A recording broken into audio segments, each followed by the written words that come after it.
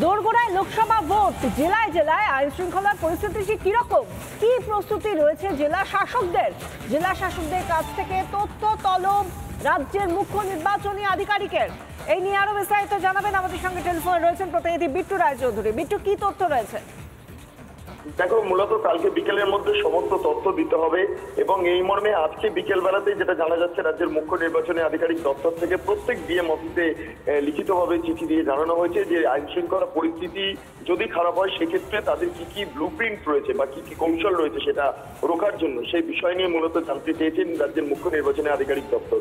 তুমি জানো বিশাখা, গত মাসের একদম শেষের দিকে রাজ্যের মুখ্য নির্বাচনী আধিকারিক দপ্তরের তরফে ডিএম এবং এসপিদের সঙ্গে বৈঠক করা হয় এবং প্রথম দফায় সমস্ত জেলার যে ডিএমরা রয়েছেন এবং এসপিরা রয়েছেন তাদের সঙ্গে বৈঠক করা হলেও পরবর্তী ক্ষেত্রে উত্তর চব্বিশ পরগনা এবং দক্ষিণ চব্বিশ পরগনা এবং কলকাতার যারা ডিএমরা রয়েছেন তাদের সঙ্গে স্পেশালি মিটিং করেন এবং সেখান থেকে মূলত সিদ্ধান্ত গৃহীত হয় যে প্রত্যেক মুহূর্তে প্রস্তুতির ছবি বা বিভিন্ন তথ্য কমিশনে জানাতে হবে এবং সেই মতোই যেটা জানা যাচ্ছে যে কমিশন থেকে একবার রিমাইন্ডার দেওয়া হলো যে নির্বাচনী পরিস্থিতিতে দাঁড়িয়ে বা নির্বাচনের প্রাককালে আইন শৃঙ্খলা পরিস্থিতি যদি খারাপ জায়গায় পৌঁছায় সেক্ষেত্রে ডিএম অফিস থেকে কি কি কৌশল নেওয়া হবে, কি কি ব্যবস্থা নেওয়া হবে সেটা নিয়ে আগামীকাল বিকেলের মধ্যে সমস্ত তথ্য কমিশনে জানাতে হবে। বিষয়টা ধন্যবাদ বিট্টু।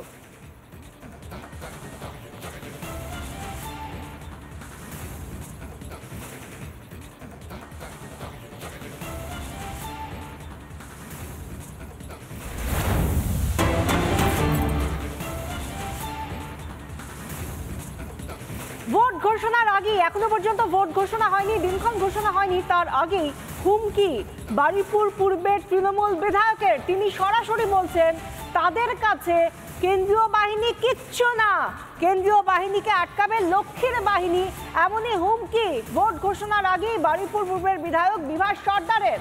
ভোট ঘোষণার আগেই তৃণমূল বিধায়কের হুমকি।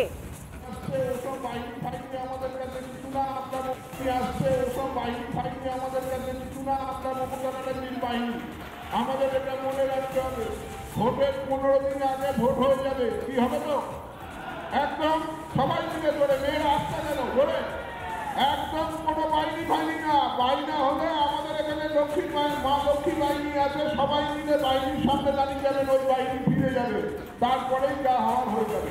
কোনো চিন্তা নেই, কোনো ভয় নেই, কোনো ডর নেই, লড়াই হবে সামনাসামনি। আসছে ওসব বাহিনী ফাইনি আমাদের কাছে কিছু না, আমরা মমতা ব্যানার্জির বাহিনী।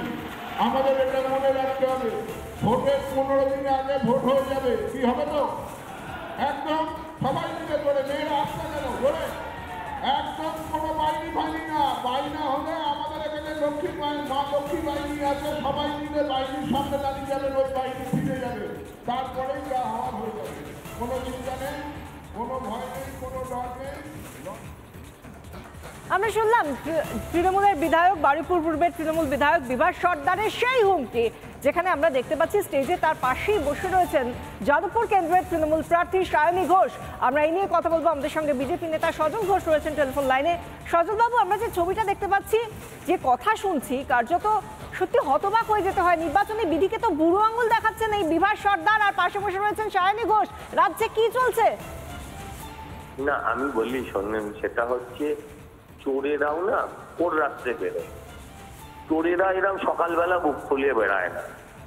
আমার বক্তব্য হচ্ছে, ধরুন ওরা চুরি করবার প্ল্যান করছে, ভালো কথা, কিন্তু আমি ভাবছি যে একজন বিধায়ক তো ওটা বিধায়ক বোধ হয়, একজন বিধায়ক বা একজন নেতা যাই হোক না কেন, সে এইভাবে মাইক্রোফোনে চিৎকার করে এই অগণতান্ত্রিক কথাটা কেমন করে বলতে পারে? আমি ভাবি দৈনতাটা শুধু ওই বিধায়কের নয়, সব ভোট তো লুট হয়েছে এমনও নয়, কিছু ভোট তো মানুষও দিয়েছে। সেই মানুষগুলোকেও আমি বলি যে আপনারা তাকিয়ে দেখুন কাদের ভোট দিয়েছেন। এক আর দুই হচ্ছে, দেখুন 15 দিন আগে ভোট হয়ে যাবে, ওর পাশেই তো বালুর আসন, ওর বালুর বিধানসভা তো বেশি দূর নয়। ওরা বলেছিল এইরকম ভাবে ইডি সিবিআই এলে এরকম ভাবে কুচো কুচো করে কেটে ছুতু দিয়ে না কেটে চড়ে ফেলে দেবো।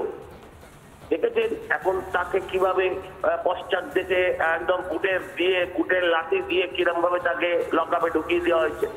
আপনি দেখেছেন কেষ্ট বলতো পুলিশের গাড়িতে বোম মেরে দেবো, এই দেবো।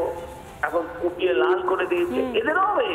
কিন্তু এটা কোথাও গিয়ে একটা লক্ষ্মী বাহিনী- কালচারে পরিণত হয়েছে শাসক দলের জন্য, যেটা আমরা হুমকির রাজনীতি বারবার দেখি। আজকে যখন ভোটের নির্ঘণ্ট প্রকাশ যে কোনো সময় হতে পারে, সেই সময় আমরা সেই একই রকমের হুমকির সুর শুনতে পাচ্ছি তৃণমূল বিধায়কের গলায়। ধন্যবাদ সজল বাবু।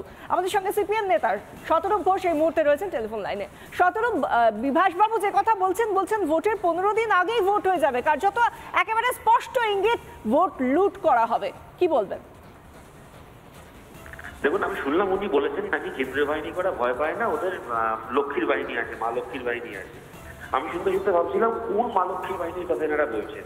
এই মা লক্ষ্মীদেরকে ওদের শিবু, শাহজাহান, উত্তম সর্দারেরা সকালবেলা বাড়িতে গিয়ে বলে আসতো যে আজকে রাত্রিবেলা আমাদের পার্টি অফিসে খাটতে আসবি। যে মা লক্ষ্মীদেরকে পার্টি অফিসে আটকে রেখে 5 দিন, 6 দিন, 7 দিন মমতা বন্দ্যোপাধ্যায়ের অনুপ্রেরণায় গণধর্ষণ উৎসব করতো তৃণমূল কংগ্রেস, তারপর তাদেরকে বাড়িতে ফেরত পাঠাতো। সেই মা লক্ষ্মী বাহিনীর ভরসায় সায়নী ঘোষকে ওরা যাদবপুরের এমপি বানাবে? দেখুন, ওদের তৃণমূলের একটা ব্যাপার আছে, ওদের যে নেতা যত ফুটানি মেরেছে সে তত আগে জেলে ঢুকেছে। অনুব্রত মণ্ডল অনেক বড় বড় কথা বলতো পুলিশের ভরসায়, তারপর দেখলেন যখন ওকে সিবিআই জিপে তুলছিল তখন ওর পাড়ার লোক বেরিয়ে এসে ওর দিকে জুতো দেখাচ্ছিল, বলছিল গরুচোরটাকে নিয়ে যাচ্ছে যেন আর কোনোদিন আমাদের পাড়ায় ফেরত না আসে। সঙ্গে পুলিশ থাকলে, মাথার উপর আশীর্বাদ থাকলে 2 টাকার ফুটো মস্তানো এরকম ডায়লগ মারতে পারে। যদি পুলিশকে সরিয়ে রাস্তায় এসে দাঁড়ায় তাহলে দেখতে পাবে কোনো মা লক্ষ্মীর বাহিনীও লাগবে না, কেন্দ্রীয় বাহিনীও লাগবে না, জনগণের বাহিনী এদেরকে মারবে কম, দূর করাবে বেশি। ধন্যবাদ শতরূপ।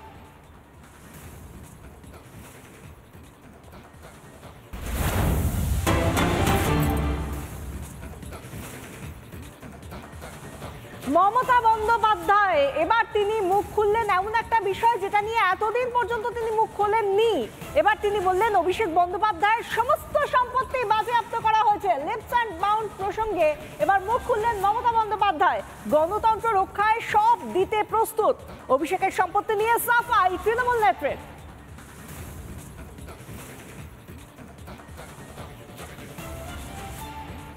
आपको पता नहीं है, अभिषेक एक देखो एक यंग लड़का, उसको तो कुछ करना पड़ेगा। जब शादी किया है, 2 बच्चे हैं, खिलाए खाओएगा कैसे? कुछ तो करना है।